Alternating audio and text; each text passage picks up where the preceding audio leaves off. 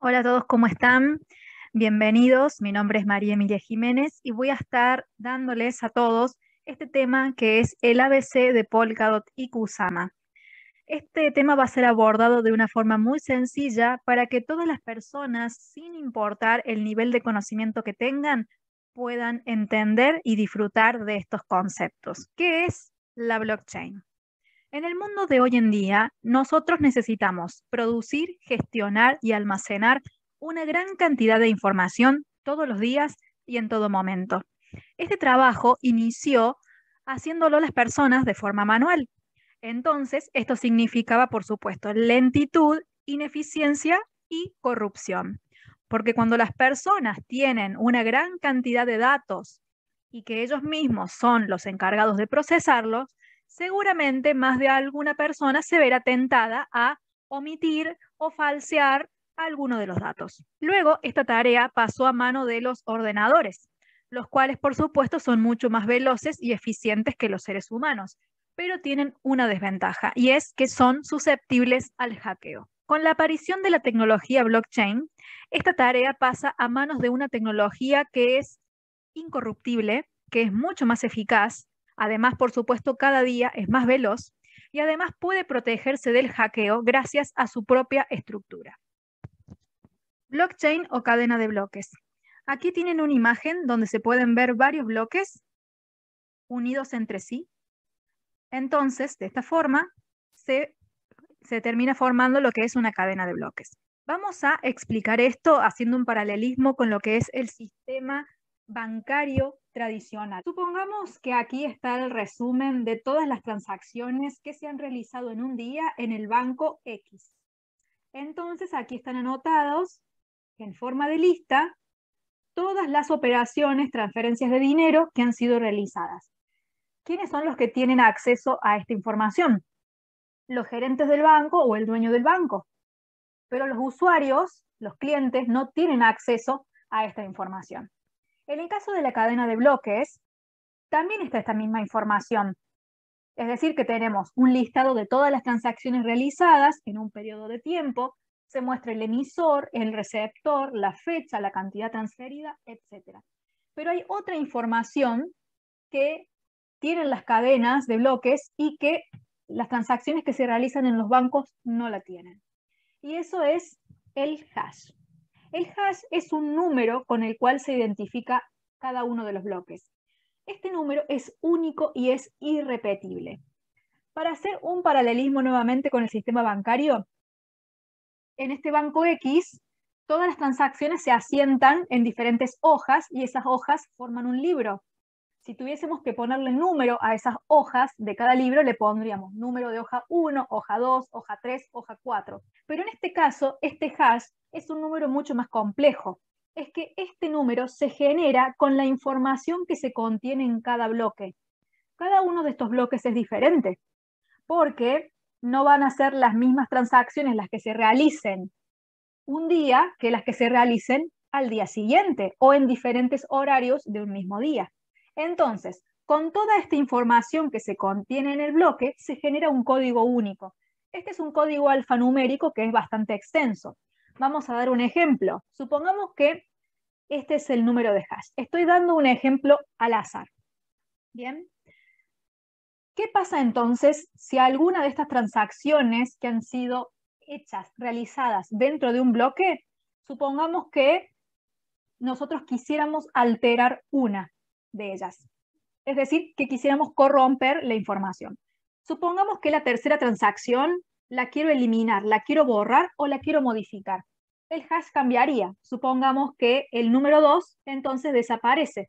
Entonces ese hash deja de ser el que era antes, se cambia. Y es que además el hash de la transacción no solo está formado por la información que está dentro del bloque, sino que también está formado por el hash del bloque anterior. Es decir, que el número de hash de este bloque está formado por el hash del bloque anterior. ¿Sí? Y cada bloque nuevo que se forme tendrá información del bloque anterior. Supongamos que el bloque que yo quise corromper es este, entonces el hash de este bloque y de este van a verse alterados. Entonces, de esta forma es que se forma la cadena de bloques, porque cada bloque está conectado con su bloque anterior y con su bloque siguiente.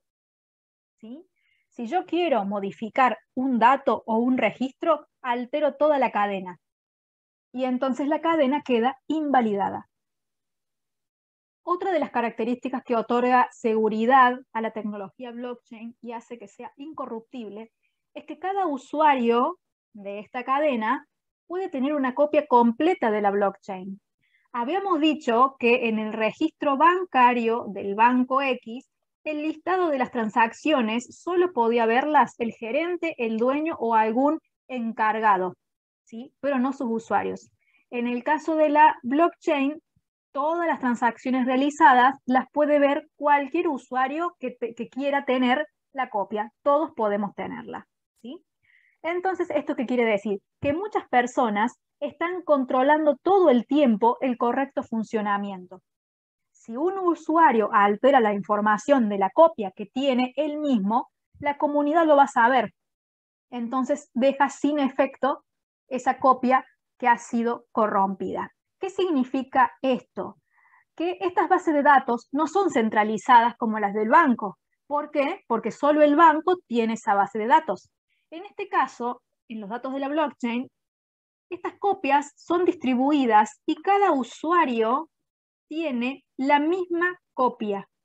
Pero estas copias están conectadas.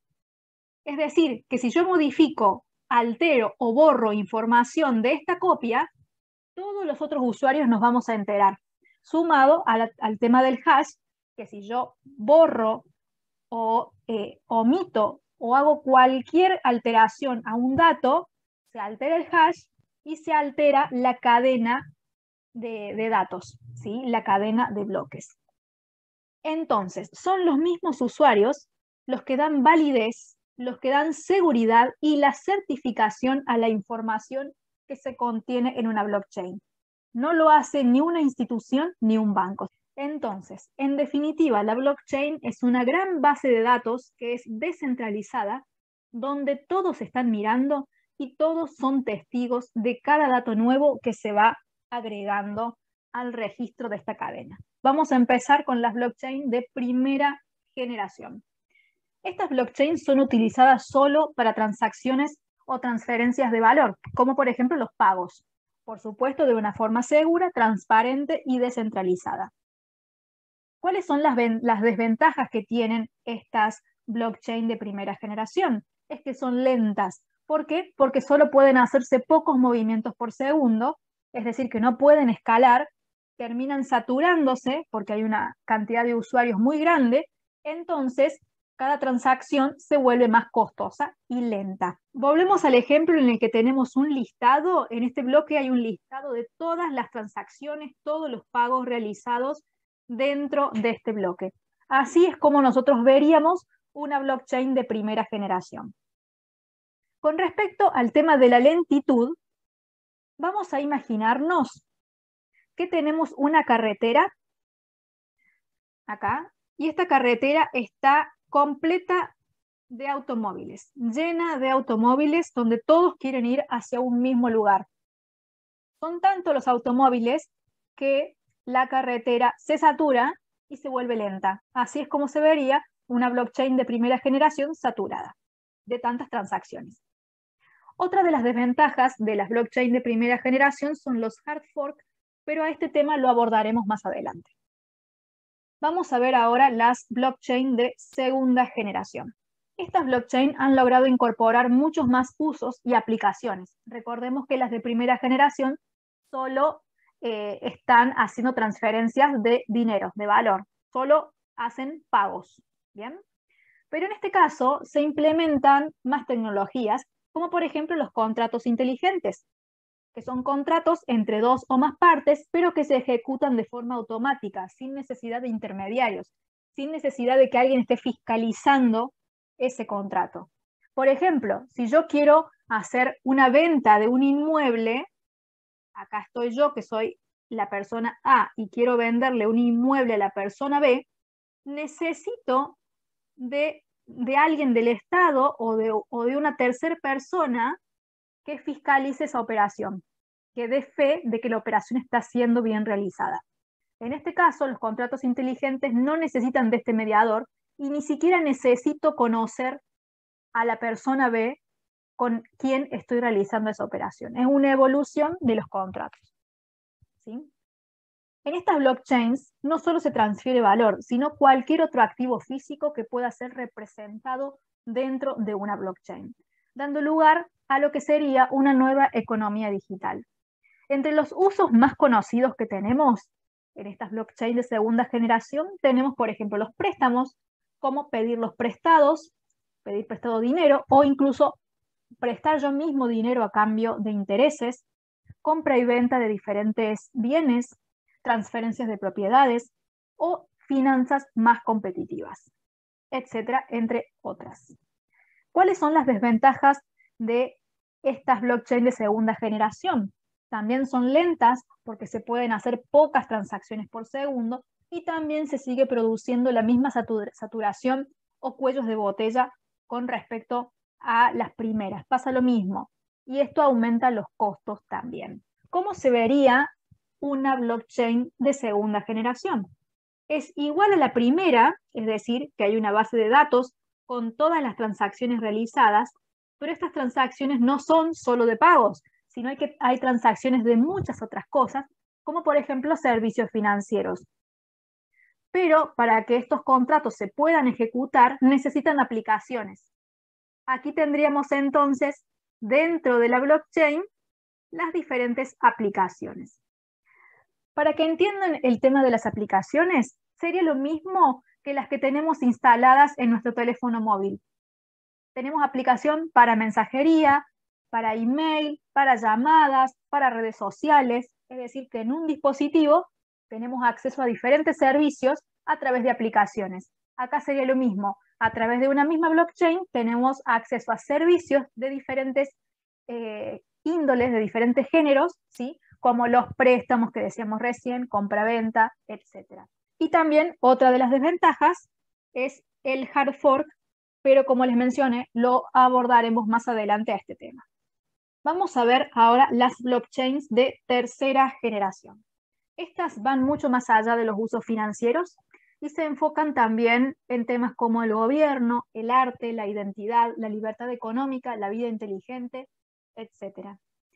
Estas blockchains tratan de solucionar todos los inconvenientes de las que tienen las blockchains de generaciones anteriores. Por ejemplo, el tema de la escalabilidad, el tema de estos cuellos de botella, ¿sí? Las blockchains de tercera generación tienen una forma para lograr que las transacciones sean mucho más rápidas y por ende mucho más baratas. Eliminan este cuello de botella. ¿Cómo lo hacen? A través de la fracción, del fraccionamiento, ¿sí? En el ejemplo anterior de las blockchain de primera y segunda generación, teníamos una carretera llena de automóviles, todos yendo hacia una misma dirección. Con las blockchain de tercera generación se fragmenta esta misma carretera en varias carreteras que van todas hacia un mismo lugar. Es decir, que yo puedo elegir por cuál de ellas ir y voy mucho más rápido. Otro de los conceptos que incorporan, en este caso, las blockchain de tercera generación, es el concepto de la interoperabilidad. Polkadot y Kusama es la red de prueba de Polkadot, introducen este concepto porque su objetivo es crear una red de redes, el Internet de las blockchain, siendo un núcleo que las conecta, las intercomunica y les brinda seguridad. Vamos a recordar, las blockchain de primera generación se veían así, como un listado de todas las transferencias de dinero, porque solo sirven para procesar pagos, ¿sí? Las blockchain de segunda generación teníamos todo el listado de todas las transacciones, que no solo eran pagos, sino que también teníamos diferentes aplicaciones a través de las cuales podíamos acceder a diferentes servicios, como por ejemplo los servicios financieros que habíamos mencionado, ¿sí? Ahora, una blockchain de tercera generación, en este caso Polkadot y Kusama, se ve de la siguiente manera. Acá tenemos este círculo que representa entonces la red de Polkadot y Kusama, y aquí se conectarían las blockchain de primera y de segunda generación. Todas se irían conectando a ella para poder ser interoperables, ¿sí? Entonces acá estarían todas las aplicaciones de cada una de estas blockchains, ¿sí? O las transacciones de pagos de aquellas que sean de primera generación. Una vez que estas blockchains se conectan a la blockchain de Polkadot, pueden interoperar entre ellas. Es decir, que esta blockchain A puede conectarse a esta B. Esta C puede comunicarse a esta D. Y así sucesivamente. Todas pueden conectarse entre ellas e interoperar juntas.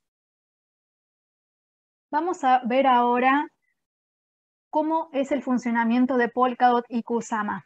Acá tenemos una imagen, obviamente mucho más prolija que la que acabo de dibujarles, para poder explicar entonces cada una de las partes y componentes y ver más en profundidad su funcionamiento. Aquí en esta siguiente diapositiva lo que tenemos es la misma imagen que teníamos anteriormente, nada más que esta le hemos hecho una lupa para poder ver más en detalle cada uno de los componentes. Vamos a empezar entonces con esta de aquí, este componente que es la Relay Chain, que sería esta parte gris que tenemos acá, ese círculo que yo les había dibujado. La Relay Chain es la blockchain principal de Polkadot. Es decir, que esta se conecta a las distintas parachains. ¿Recuerdan que habíamos hablado cuando estábamos dibujando esa carretera que la teníamos fragmentada en diferentes carreteras distintas por donde los automóviles podían transitar con más facilidad? Esa fragmentación de carreteras sería la fragmentación de la blockchain. La principal es la Relay Chain. Esas paralelas, esos fragmentos serían las parachain, que ya las vamos a explicar a continuación. Entonces, la Relay Chain es la blockchain principal de Polkadot y a ella se conectan las parachains. Entonces, los intercambios se facilitan, también las transacciones de datos, de activos y demás. Entonces, en la Relay Chain radica la interoperabilidad entre las cadenas, ¿sí? Así como la seguridad y por lo tanto el consenso. El consenso de la red lo vamos a ver más adelante, ¿sí? Después entonces tenemos las parachains, que serían estas de acá. Estas parachains son blockchain más sencillas, ¿sí? Que se ejecutan en paralelo con la blockchain principal, que es la Relay Chain. Las parachain permiten también, además de hacer las transacciones de forma paralela, hacen de Polkadot que sea realmente un sistema escalable y seguro, porque gracias a ellas no se generan los cuellos de botella. Además, permiten algo muy importante, que es la especialización, distinto a lo que ocurre con las blockchain de uso general o las de segunda generación. Recordemos que en las de segunda generación, en una misma blockchain, teníamos diferentes aplicaciones, pero cada una de estas aplicaciones son diferentes entre sí y sirven para cosas distintas. Entonces, una misma blockchain tiene que hacerse cargo de todas estas aplicaciones. Bien. En cambio, en las parachains existe una blockchain para cada aplicación. Entonces, esto es lo que da velocidad. Después tenemos las parathreads, que son estas de acá. Estas son parachains de pago por uso. Resultan una opción rentable para blockchains que no necesitan una conectividad continua. ¿A qué me refiero con esto? Las parachains, que son estas de acá, necesitan estar permanentemente conectadas porque están todo el tiempo realizando transacciones. En cambio, las parathreads solo se conectan para realizar una transacción, pero cuando no están realizando, se desconectan. Bien. Por último, tenemos los puentes, que sería este de acá en la imagen. Estos puentes facilitan que las parachains de Polkadot se conecten y se comuniquen con blockchains independientes, como las que decíamos de generación 1 o generación 2, o acá en este ejemplo Bitcoin, Ethereum, etc.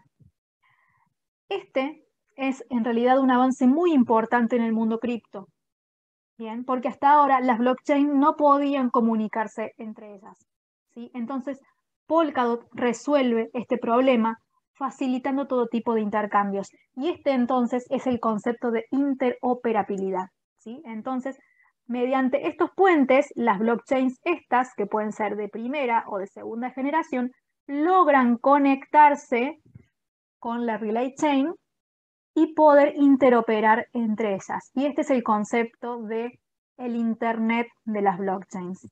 Al inicio, antes de que existiera el Internet, supongamos que había tres empresas, la empresa A, la empresa B y la empresa C. Cada una de estas empresas tenía 5 empleados y cada uno de estos empleados tenía una computadora para cada uno, ¿sí? Había 5 computadoras en cada empresa. Las computadoras de la empresa A podían comunicarse entre sí, pero las computadoras de la empresa A no podían comunicarse con las computadoras de la empresa B. Eran islas. Cada empresa era una isla. No se podía comunicar con la empresa que tenía al lado o al frente. Con la aparición del Internet, todas las computadoras del mundo que acceden a Internet pueden comunicarse entre ellas. En el caso de las blockchains de generación 1 y de generación 2 son islas. No pueden comunicarse entre sí.